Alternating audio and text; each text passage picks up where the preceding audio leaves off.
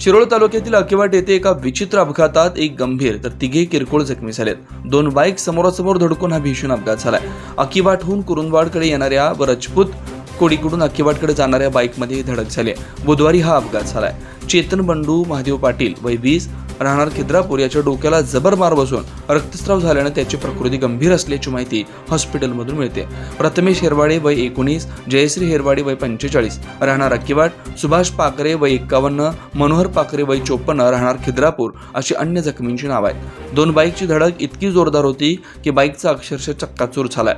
अपघातानंतर ग्रामस्थांनी जखमीला 108 अँब्युलन्समधून रुग्णालयात दाखल केले. गणेशोत्सवाच्या काळातच भीषण अपघात झाल्यानं सर्वत्र हळहळ व्यक्त होते. घटनास्थळावरून मिळालेल्या माहितीनुसार एका बाईकवरील दोन युवक खिद्रापूरकडून आलास येथे केळी कापण्यासाठी जात होते, तर अकिवाट येथील मुलगा आणि त्याची मावशी रजपूत कोडीतील वडर वसाहतीतून अकिवाटकडे येत होते. अकिवाट येथील माशाअल्ला खानावळीजवळ चेतन पाटील यांची मोटरसायकल अनियंत्रित होऊन समोरासमोर बाईकला धडकली. त्यामध्ये त्यांच्या डोक्याला गंभीर दुखापत होऊन गंभीर जखमी झालाय.